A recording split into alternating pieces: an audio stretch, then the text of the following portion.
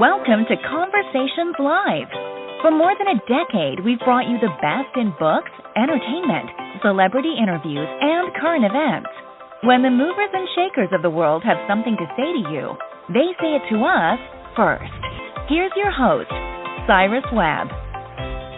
Welcome back, everyone, to Conversations Live. I'm your host, Cyrus Webb. Glad you all could join us once again. For a radio audience tuning in at WYAD 94.1 FM and WYADonline.com, we're glad that you all can be back with us.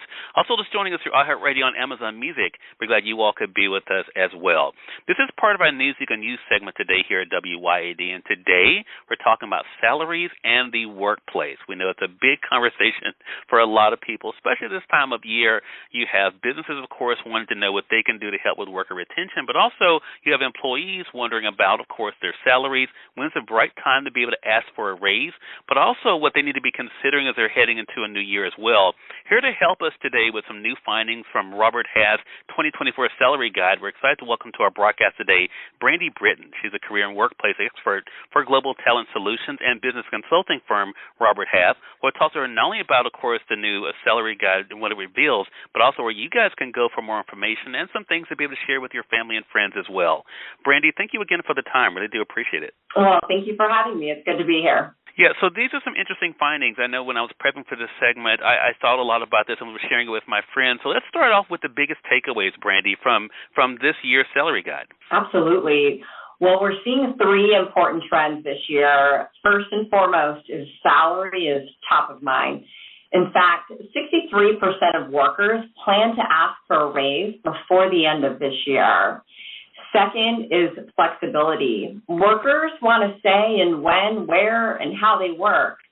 And then third is inflation. It's one of the primary factors that's driving workers to ask for a raise, but it's a two-way street in that it's impacting employers just as much. And Brandi, we know, of course, salary is definitely important, but what else are you finding is important to workers today? So what we are hearing from workers is that flexibility is really important to them. And what they mean by flexibility is a hybrid work schedule.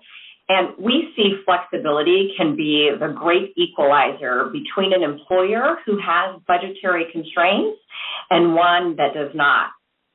In fact, we recently helped an individual who was perfectly content in their role, but they were commuting an hour and a half each way and didn't have a lot of time to spend with their family. And so by helping him find a hybrid role, he's now able to spend more time with his newborn baby, has a better work-life balance. And what it just proves is how important flexibility is to workers.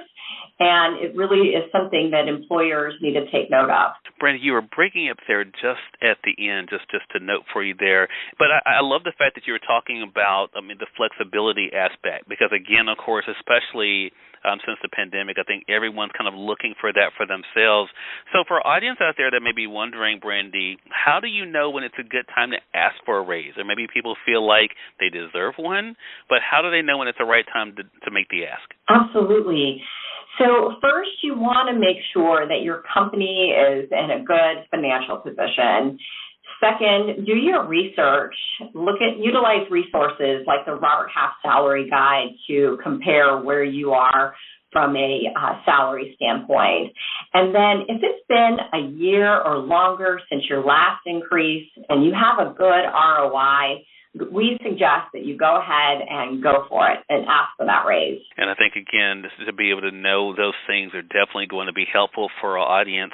So as people are kind of listening to this conversation, Brandi, and thinking about where they are currently working, what the situation might be, what advice do you have for workers then to negotiate better pay and perks for themselves?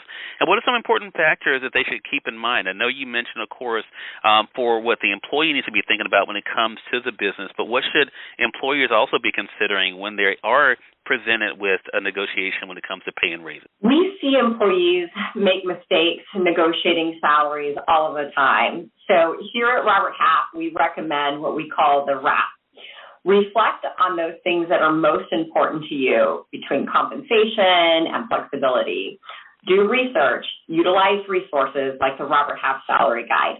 act. Request a meeting with your manager. Then you want to prepare for that meeting. Practice as much as you can before you go in and you ask for that raise. Then for employers, when you find the one that you want to hire, be quick with that offer. Remember to be creative with that job offer as well. Hybrid can set you apart from the rest. And then be transparent. We find that when you include the salary range in job descriptions, you're more likely to attract more employees and a higher caliber job seeker. I love that idea about transparency. So important, I think, for everyone, especially, though, for the employees to know that the employer is being transparent. Again, everyone, we've been speaking with Brandi Britton today. She's the career and workplace expert for global talent solutions and business consulting firm Robert Half. She's been talking with us about Robert Half's 2024 salary guide and what it reveals about not only hiring and salary trends, but also some great advice for all of you all out there, whether you're looking, of course, to be able to ask for that raise or to be able to negotiate perks, but also on the aspect of employers as well.